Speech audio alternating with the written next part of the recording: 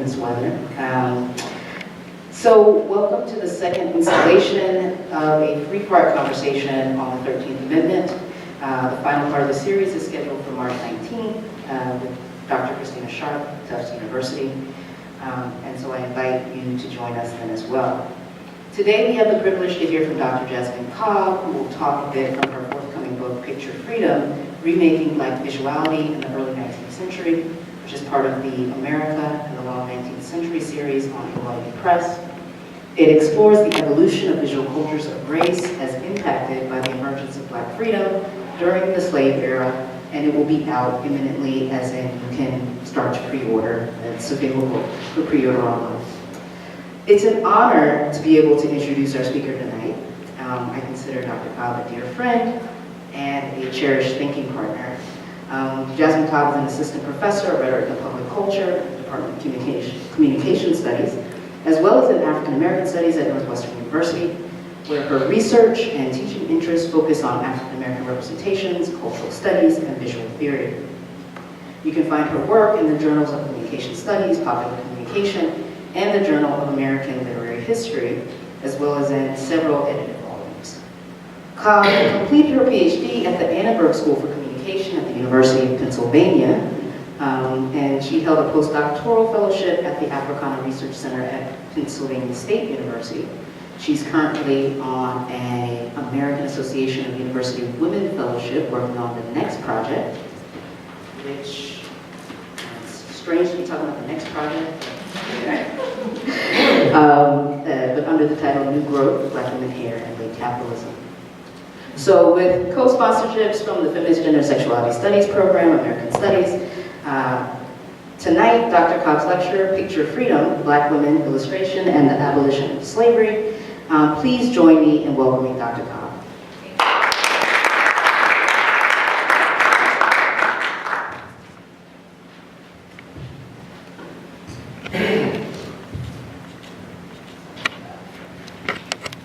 Thank you all for coming out, braving the weather. Thank you for Africana for hosting me. Today I'll share a few key ideas from my book, Picture Freedom, as related to a larger concern about gender and the abolition of slavery. History tells us that the 13th Amendment alone was not enough to eradicate the consequences of chattel slavery.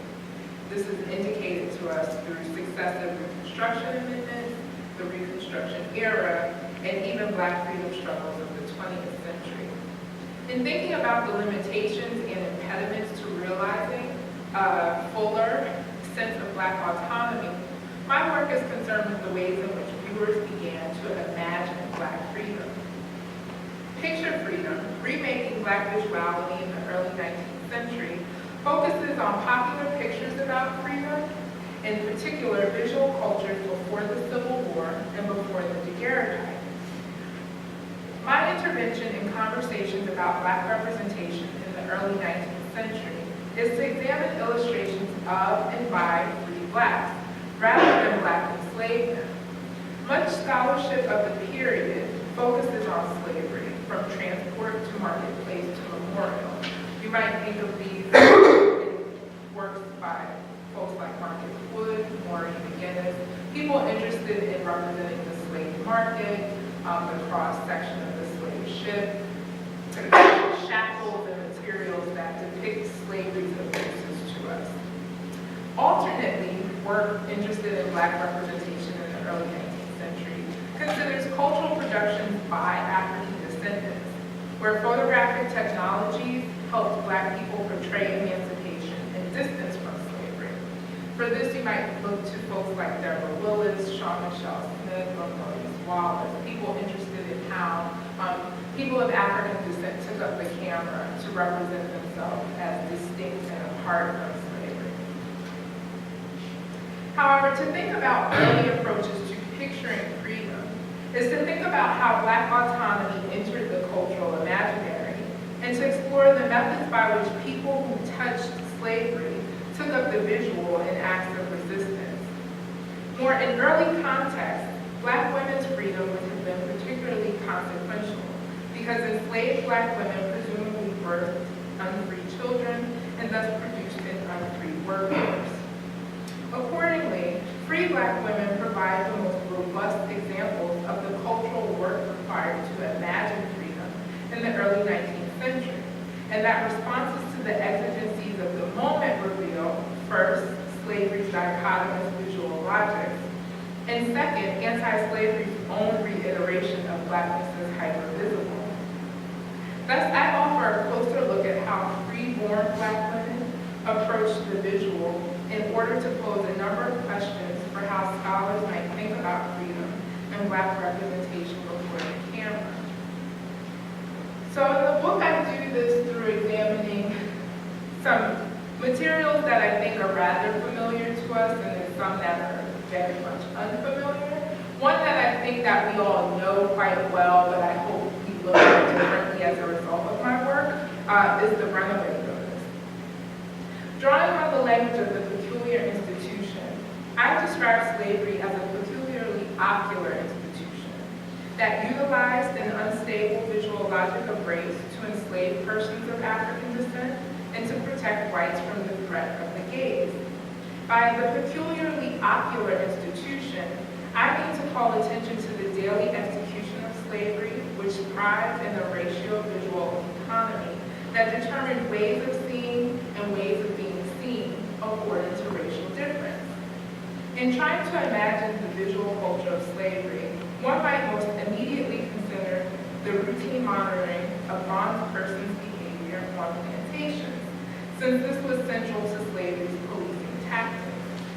Riley Thornton asserts, quote, plantation governance schemes, end quote, and the role of the overseer in particular as chief among slavery's practices of visual domination.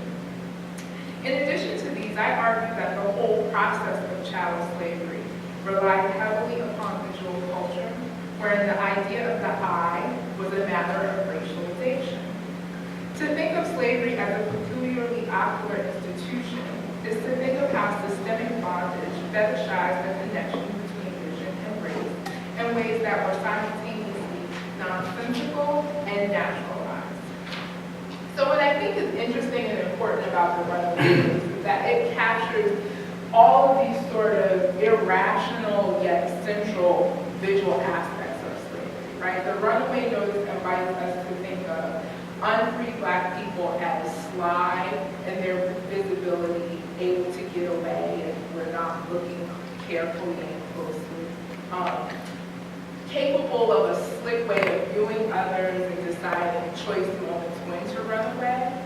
And yet, at the same time as it does all of those things, it also invites us to imagine white sight as uniquely capable of navigating these things. I show these images in contrast with this sheet from a South Carolina newspaper because I think it nicely shows the way in which Blackness moves through visual culture in the context of slavery. So you'll notice where the small figures listed near a cargo of Negroes are the kind of most positive, if you will, representations of Black people in the context of slavery.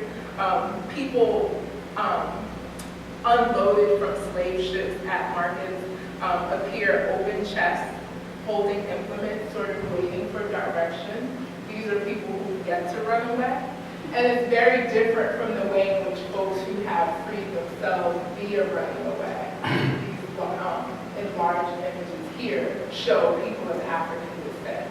So I think it's important to think about, one, the contrast between the two, right? That people who are enslaved are somehow more manageable interpersonally and visually as compared to the runaway. But then also, I make the case in the book that if we think about fugitive illustrations as kind of the first representation of Black freedom in the context of slavery, then we're posed with other questions about how does Black freedom exist in the cultural consciousness, right? It exists as an ill-begotten thing, that's something that happens in the course of other crimes. Black freedom is always extra legal, right? There's something inappropriate about it from the very beginning. Runaway notices picture freedom as the sly cultivation of tropes that trick the eye.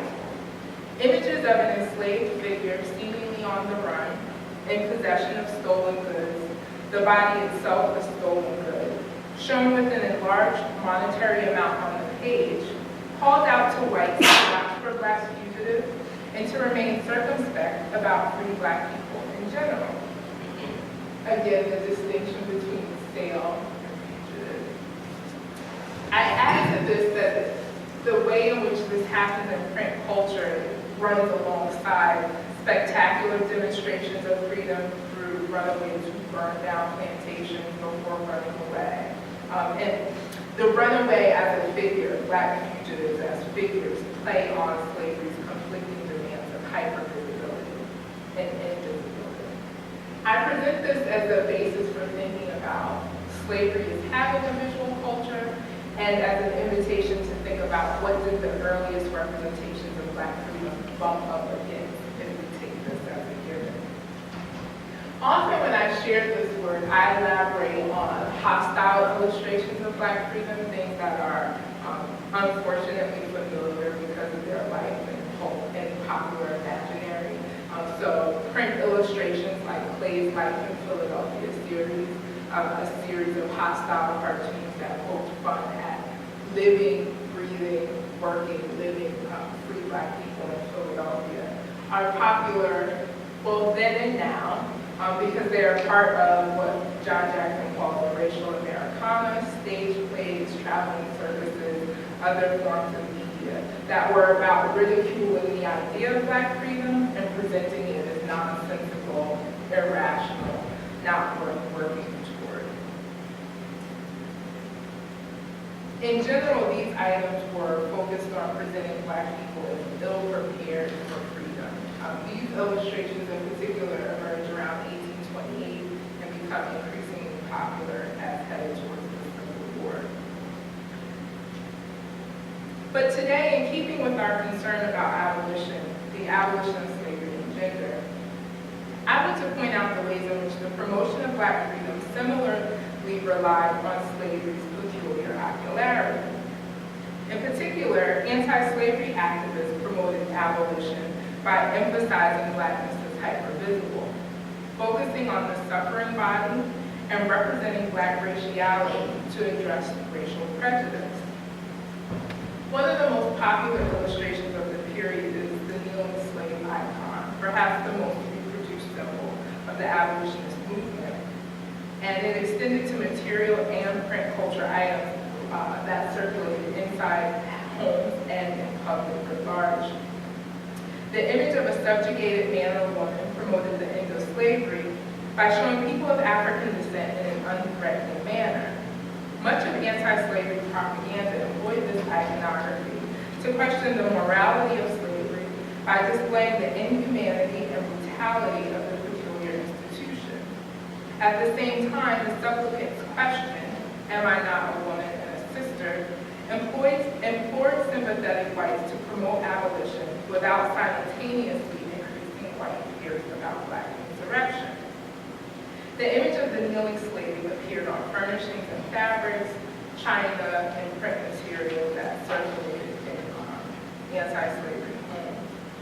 While this is an illustration, presumably, of an enslaved person, in the book I talk about it as a peculiar representation of freedom because it often appears alongside writing by free Black abolitionists. And so, in this instance, if one was to open the Liberator, William Garrison's anti-slavery newspaper, and look for writing by free Black abolitionists, such as in Philadelphia, one way of finding them on the page would be to find the kneeling slave icon and then look for the writings of free people. So there's this strange way in anti-slavery print where representations of enslaved Black people stand in as visual portrayals for free Black people arguing for the abolition of slavery, creating a kind of slippage between the image and the text and something that's popular and important as the Liberator. Another complicated example is the way in which anti-slavery emblems that use the Black body adorn white bodies in the context of abolitionist activism. So the image to the far right is Angelina Grimke's wedding purse, which she wore at her abolitionist marriage to Theodore Well. The back side of the purse, which you can't see, is the kneeling slave icon that I just showed you. So this figure's on one side of the purse. And the other side is this grieving mother who's in some kind of nativist setting. It's not clear where she is, who she is. She's grieving what appears to be a deceased infant. And so together, paired with the kneeling slave icon, both images use and indicate unfree Black women as symbols of sentiment for white women. They mark Angelina Grimke's own ability to feel by using Black women's bodies to do so. This other image is a cover image for the Anti-Slavery Almanac, a publication put out by the American Anti-Slavery Society.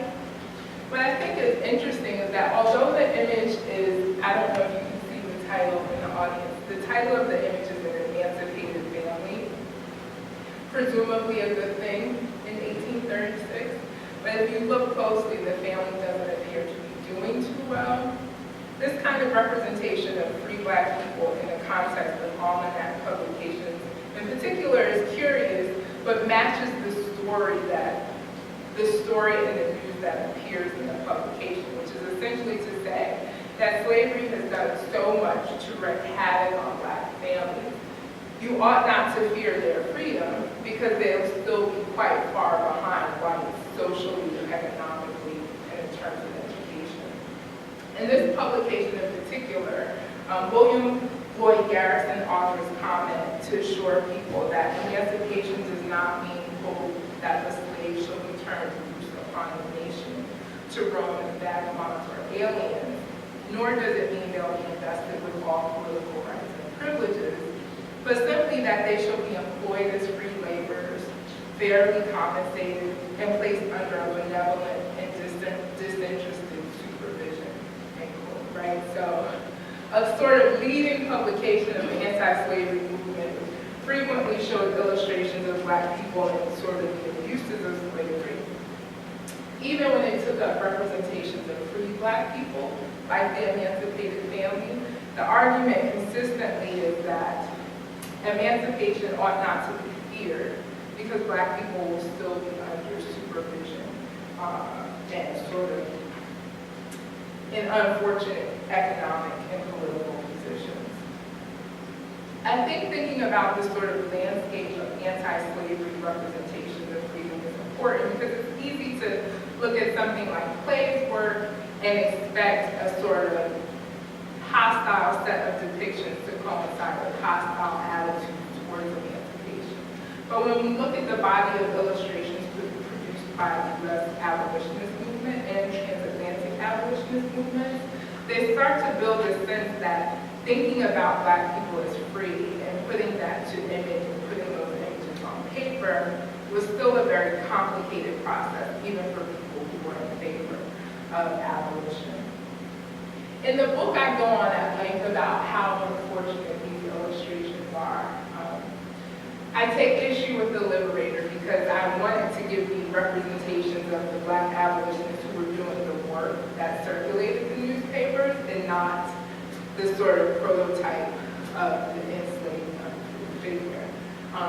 Similarly, I take issue with Grimke in this wedding purse because I don't see the need for it at her wedding, but she did, and so that's the evidence that exists in the archive. But most of all, I think what's most unfortunate about some of these illustrations is that they aren't as imaginative and don't have the robustness of hostile illustrations, which did much more in imagining different situations, documenting Black people who were doing actual things alongside people who were unhappy about what they were doing.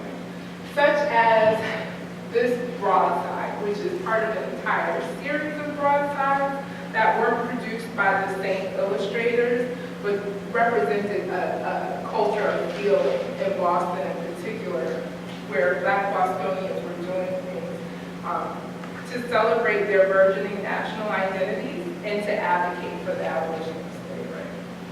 So, for example, after 1808 and the close of the transatlantic the British slave trade, Black Bostonians began having public parades and festivals to celebrate the close of the slave trade annually. Free people competed in the streets in very spectacular fashion, and people hostile to that kind of commingling and celebrating produced broadsides such as this one.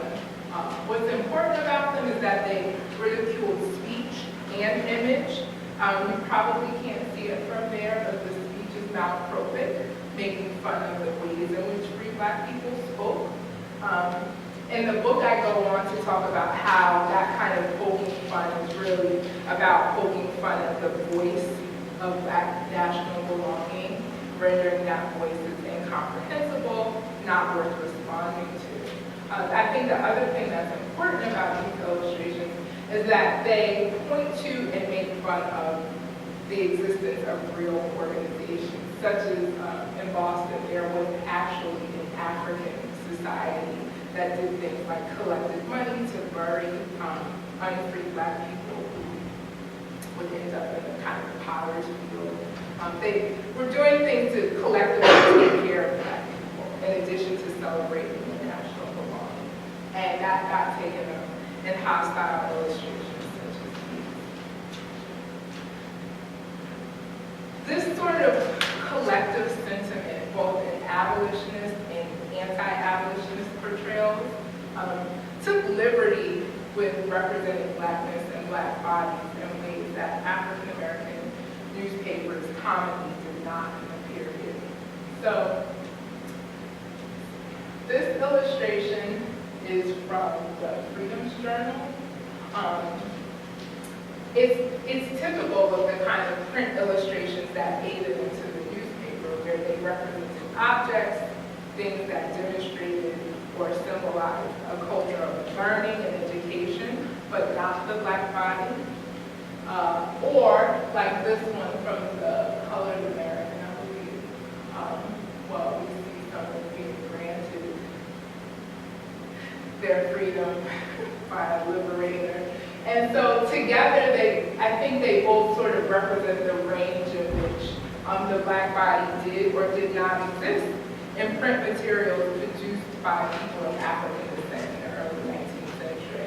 I think I hope reading them together, which you begin to see this way in which Black bodies are everywhere in illustrations produced by people who are not of African descent, whether it's in favor or against the abolition of slavery. And bumping up against that context, people of African descent pretty much avoid pinning the Black body to the page for good reason, as I hope we'll talk about. That is until the emergence of the camera. What photographic technologies do is make it possible to represent the Black body without the prejudice of the hand, as Frederick Douglass goes on to say, right? And so items like this daguerreotype tell us things that we know and are familiar with and will want to know more about free Black people in the early 19th century, right? She's literate, because it's a part of the page. She's relatively well off given her dress, and she can afford the expensive process of a daguerreotype in the middle of the 19th century. What I'll close with, and what my book is really interested in, is what other ways might we be able to see free Black people in the early 19th century before the camera, right? Because what I've shown you so far is all of these ways other folks are seeing Black freedom with or without the prejudice of the hand. How are Black people seeing themselves, and what are the ways in which they try to make that self-evident for us and one another? I make the case across chapters in the book that new ways of seeing the self and seeing Black raciality were a course of study for people of African descent, particularly among free, elite Black women who maneuvered within varying degrees of freedom in the antebellum North.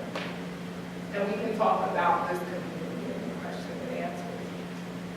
And so I'll share an example, read for you how I'm thinking about it, and then I hope we can talk more about this at the end.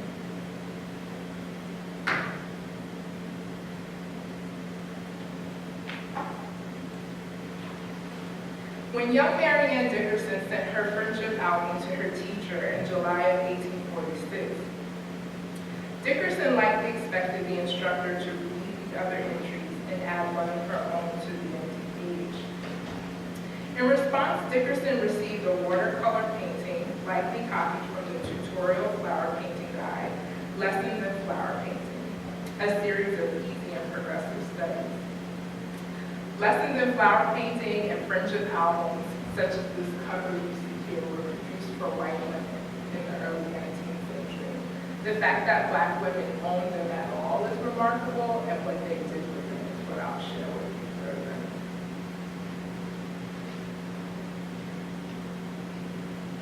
In addition to the image, Sarah Maps Douglas, Dickerson's friend and teacher, copied lines of poetry to illustrate fuchsia for her people. Douglas explained to Dickerson and whomever else might read that album that, quote, all the spears of fuchsia droop their heads toward the ground in such a manner that their inner beauties can only be discerned when they are somewhat above the eye of the spectator. Since fuchsias typically face the ground, one needed to see them as higher and more exalted to understand their inner beauty, not their outer appearances. Douglas added, for a meaner flower, this might not attract attention, but most of the fuchsias are eminently beautiful, both in form and color. While meaner flowers do not garner as much attention when looking down, the form and color of fuchsias are so eminently beautiful, they cannot be ignored. She concluded that the singular and peculiar beauty of the parts involved in the calyx, which they would thus seem anxious to conceal, along with the modest rendering of the head, helped fuchsias to beautifully and significantly demonstrate modesty. So, the first illustration is from the lesson book, which Sarah Douglas copied. And she pairs this copied drawing with a copied poem, Fuchsia, in the context of the friendship album. So, in drawing on separate cultural artifacts, I argue she recreates a new one of her own that's specific to the problems and exigencies of free Black women in the early 19th century. Again, to show you the friendship album. Produced for white women, they often came with pre-printed pages, which is what this image is from. It's a pre-printed page in a friendship album, sort of indicating the audience for the artifact, and what kinds of things she should want to put in there. Otherwise, they were blank albums. When Black women used them, they did not put the body on the page. Across 4 extant albums, the only illustration of people created by a Black woman is this New York landscape where the people are very difficult to discern, and it's colorless. One would argue the people aren't even the whole the image, right? It's the landscape, it's the home, which seems to be a real place. Otherwise, they illustrated flowers like this scene of Forgiven Time, gifted also by Sarah Maps Douglas. This is very different from what Black men do with the pages of Free Black Women's albums. Artist Robert Douglas, brother to Sarah Maps Douglas, depicted the Maroon Slave, a popular illustration of the anti-slavery movement paired with a few lines of text. Or he did this other drawing titled Native American on Rock in English, with a story about how industry destroys Native American territory. So while Black men are talking about topics, Black women are talking about and representing Black bodies in ways that Black women are not. Black women are doing things by pairing popular poetry and popular illustration with floral images to speak to the concerns specific to one another. Although fuchsia may seem like an innocuous demonstration of aesthetic skill or a sentimental keepsake, it also offered a profound meditation on Black womanhood, as well as evolving concepts of free women's visibility and self-perceptions in the slave era. Gifts such as fuchsia speak to what I term the optics of respectability, a spectator practice that evaluated prescriptions on free Black women's comportment and circulated as a critical perspective on free women's visibility. Black women who fixated on respectability as a value concerned themselves with perceptions of Blackness, both within and without African American communities. In turn, these women also cultivated respectability as a visual culture, organizing optics of respectability as a critical seeing practice. The optics of respectability speaks to how women of African descent simultaneously observed, deflected, and absorbed discourses about Black visibility. Optics, or the scientific study of sight, as well as a lens or instrument of the eye, serves as a modifier, shifting the way we think about how respectability works on practices of perception and observation. Free Black women of African descent hone optics of respectability that variously manage the strictures of power working in the lives of Black women. While the politics of respectability were about viewing one another in the light of predominant constructions of true womanhood, I mean to call attention to the way in which free Black women developed this other way of seeing respectability, a way of seeing the dominant prescription for Black women's visibility. So essentially the problem is Black freedom, the way it's imaged for abolitionists or anti-abolitionists, puts the body on the page. And the way it's imaged for people who were born free and advocating for Black freedom leaves the body absent from the page. The question becomes, how do we recognize freedom? Why do we recognize Black freedom in the way that we do? And are we seeing free Blacks as they intended? Thank you.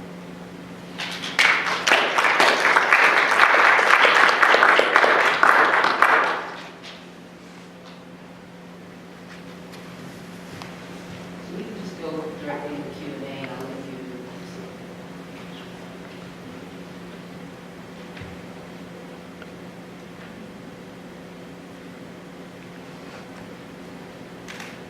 Unrelated back to pop culture, but if somebody were writing a similar book, obviously it wouldn't be about slavery, but 100 years from now, how do you think they would view the depictions of Black women today in popular culture, like the song shows, like in Scandal and How Do You Get Away with Murder? How do you think she is showing the body in her work? And Yeah, I think that's, thank you for that question.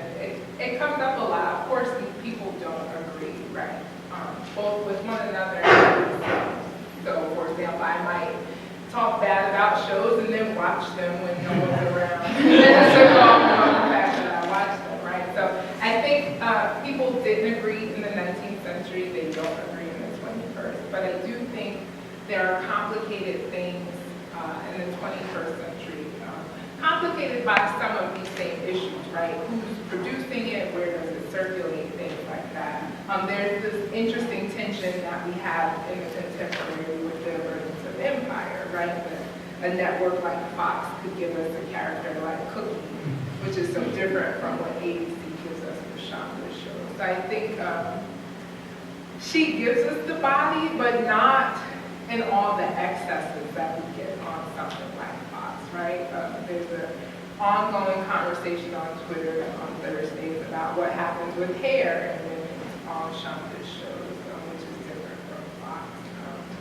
2 weeks ago, I think we got a bear behind on Fox's empire, right? So they're constantly complicated and not in agreement. I just think multiple modes of production and circulation just give us more to disagree about, but not necessarily different things. I was really interested in your discussion of the friendship journals, and I actually have a couple of questions. I guess the first one is, why do you think that these Black women didn't draw images of themselves in the journals? And the second one is that one could argue that these friendship journals are sort of allowing these women to articulate themselves as subjects but like also performing a type of respectability politics that's, connected to an object that's associated with this upper class white womanhood. And I was wondering where respectability politics is into your analysis of these images of freedom. Okay, so I'll start with the last question. Okay. Respectability policy. I think it's, what I try to offer with the optics of respectability is a way to parse respectability as somewhat a performance, right? That there's this way in which we know respectability mattered to Black women in the early 19th century and today, but what concerns me is the way in which respectability, particularly in the 19th century context, is taken up as a way of life to such a degree that people of African descent would have no consciousness about the need for respectability and how they deploy it. So I see the Friendship album as a way to think about having an education in respectability, right? That is not just that free women come into the world believing they are inherently disrespectful and warrant particular protections internally in order to be respectable, but that they have a way of parsing the self from the other that is not just dichotomous, that is not just about modern notions of the I, but is also this third space of seeing that happens in the house, where there's seeing oneself through the eyes of others, seeing oneself individually, and then a sort of bird's eye view on an individual and popular culture in the early 19th century. And the album, I argue, gives us a way to parse respectability into more parts than just this sort of, I need to be respectable, I believe that wholeheartedly, I never had a critical relationship to my own need for respectability. You asked another question besides the last. Why did these Black women not draw images of themselves in their journals? That was a struggle for me in the archive to accept that and think about why they wouldn't have, but what I hope I was able to present through the progression of the images is that Black women's bodies are ubiquitous, right? And they're in peril, both physically and symbolically. Something like this was popular and outwardly hostile. I didn't go into the image, but the point of the image, the point of the series is to say that Black people are lascivious and Black women are particularly trifling in that regard. That was a common argument in popular culture at the time. But then also that anti-slavery illustration didn't do much better in treating the Black female body as worthy of protection.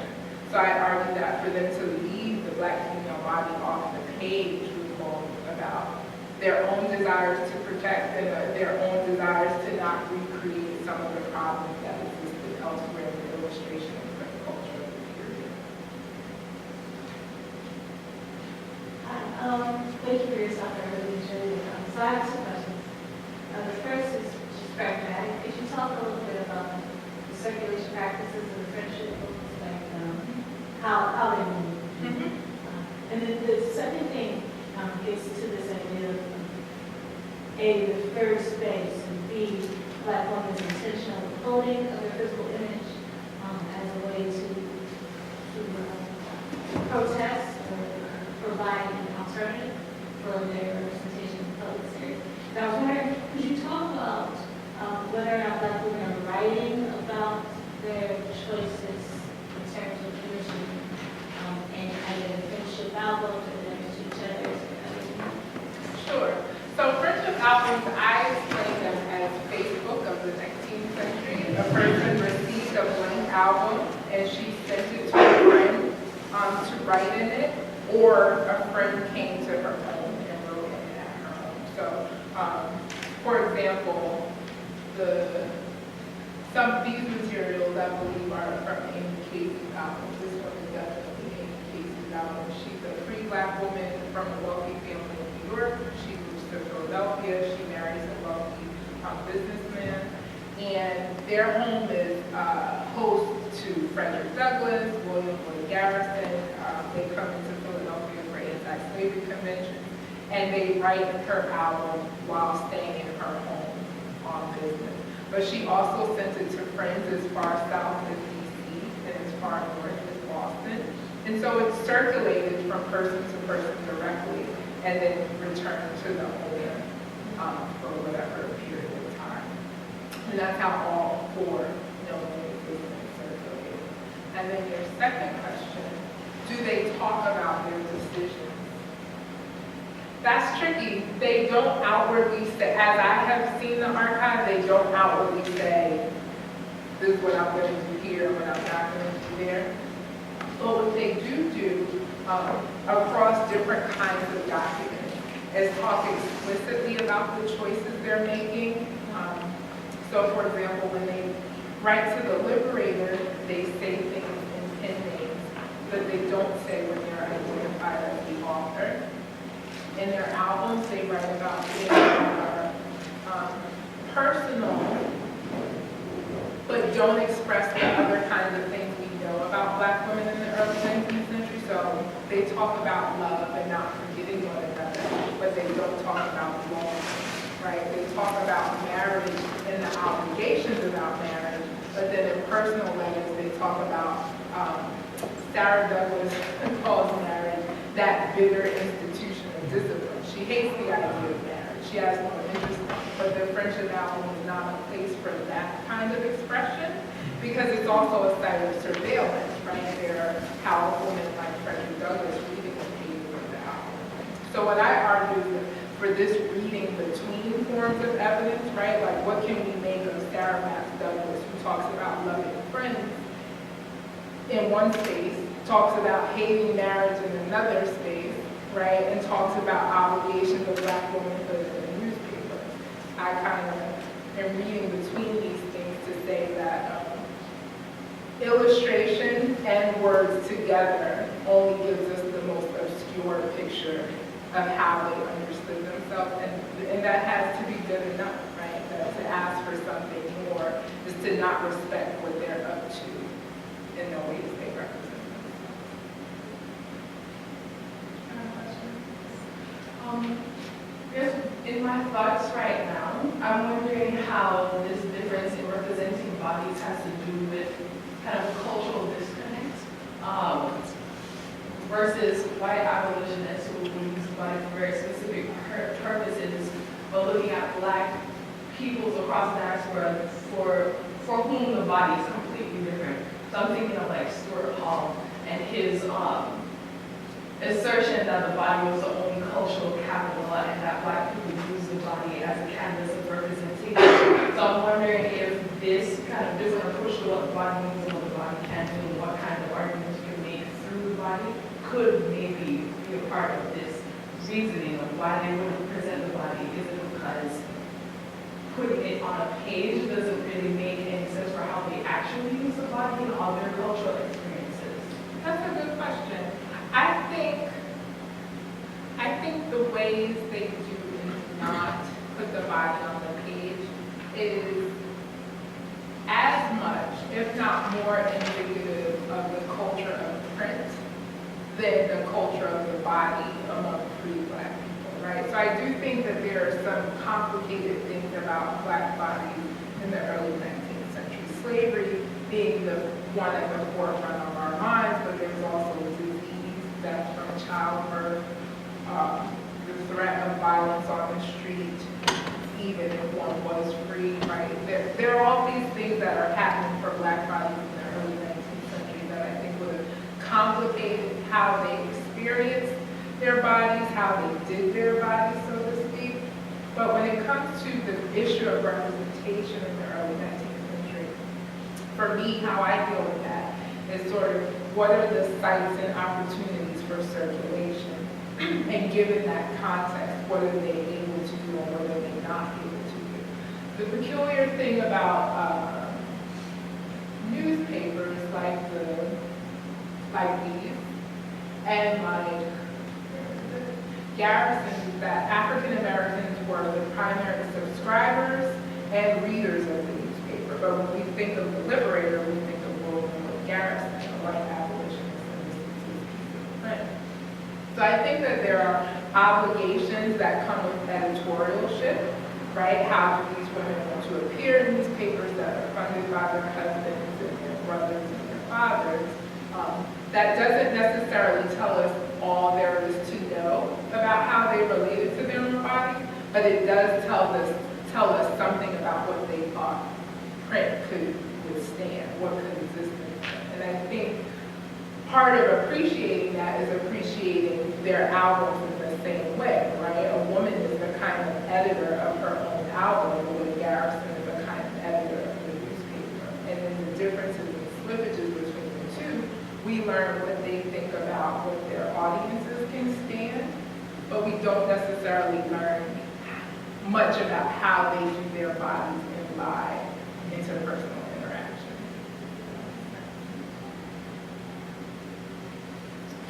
Thank you for the comments. Village News, I focus on free women after descent in the 16th and 17th century Mexico. And I was curious about your brief discussion on the issue of surveillance. And I was wondering if there was any precedent in the British Empire or in your colonies of instances of this obligation for free people after descent to have sort of what's your word? I'm trying to remember the word you use because I use a different word in Spanish. But essentially, white sponsors of free bodies, right? Mm-hmm. So I was wondering how sort of prevalent that may or may not have been, and how sort of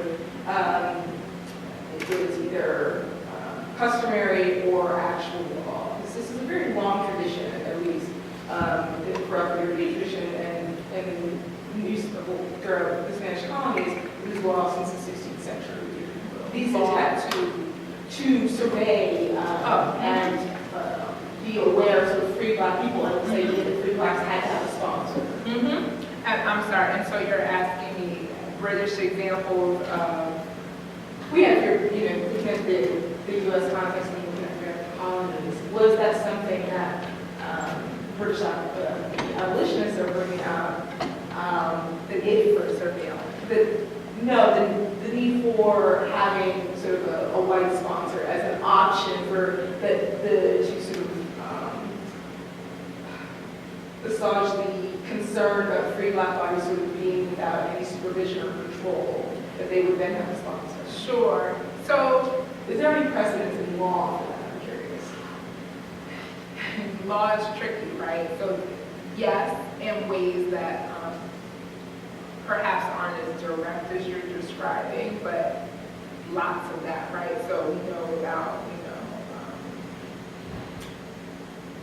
New York City in the early republic, right? It's illegal for black bodies to be unlit on the street after dark, in absence of a white person and in absence of a free pass, right? So there's that kind of, I guess what I'm saying is it depends on, do you extend white sponsorship to white bodies only, or are we also talking about white literary culture in the form of a written note that says you can be free, or if we're thinking of access to particular technologies like gaslights, right, that make it possible to be in public and lit, illuminated, right? That's law. Like you can't be without illumination in black and I just find that so remarkable.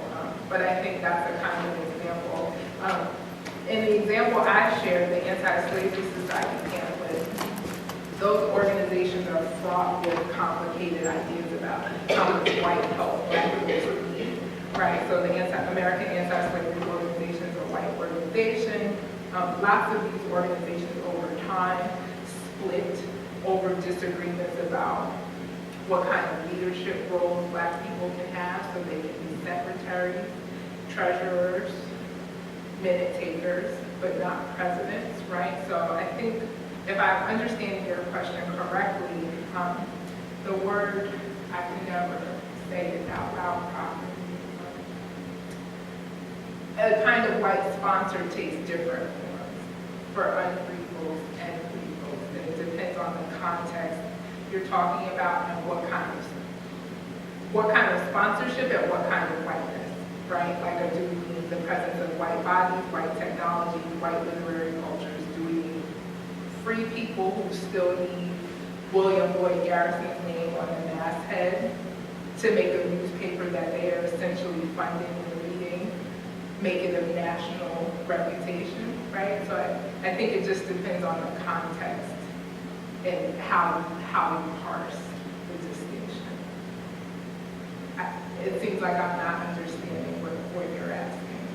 I'm just curious about whether there was greater discussion about that specific example that you gave about the sort of frustration of trying to calm the anxieties, right? About free Black bodies saying, well, that they would have sort of a white sponsor in that sense, and so they would sort of get accounted for. Because the question of vagabondage is also something that comes up in 16th century Spanish royal edicts that sort of, okay, there are these free Black people, but they sort of go and come as they please, and we need some way to sort of monitor this population.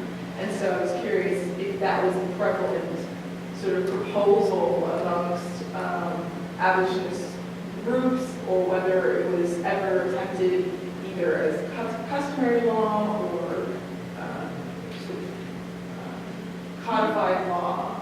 Yeah, I think so. I think I understand what you're saying. And I guess, so my response is yes, but disseminated in different ways, right? So in the context of the abolitionist material I shared, this is also sort of the earliest saying explicitly, not just abolition, but abolition now, right? And so part of the threat of immediacy was what's going to happen. We can't just snap our fingers and put it into slavery. And so what are the kinds of supports we can give for Black people who are suddenly finding themselves free? How do we not end up fiscally responsible, socially responsible for people we imagine as reckless, right? And so part of the split that happens among abolitionists is some advocating for laws that say this should be gradual, this should come with certain sorts of social protections and surveillance, like protections against vagrancy and things of the like.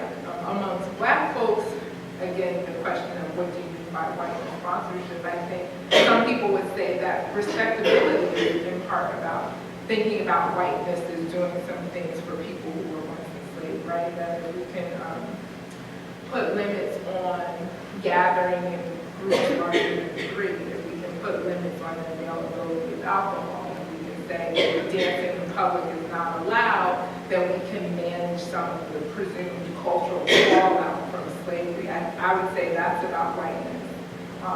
Even if the law doesn't say you folks need a white person present when you get together, right? But if we say you folks can only dance at 5 days and alcohol is present, everyone's going to jail, then we've invited whiteness into social circumstances even without making that explicit in the law.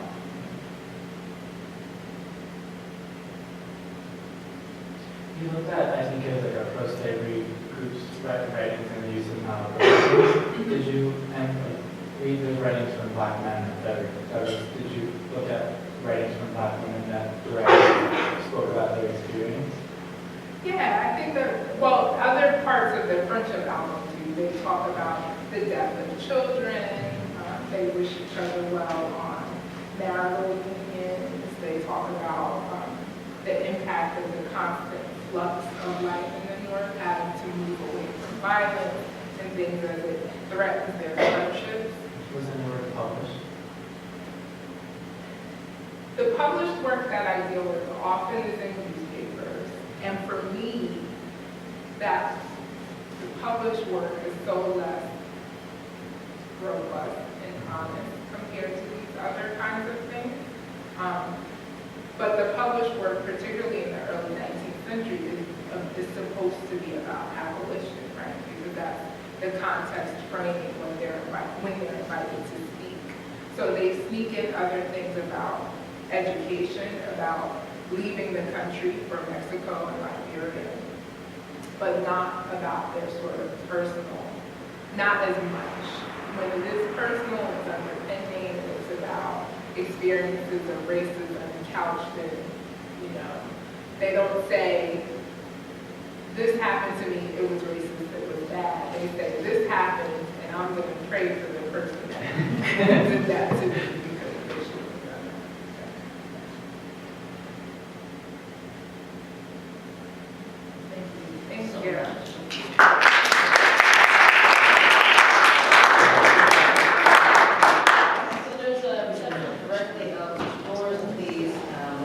there's a conversation.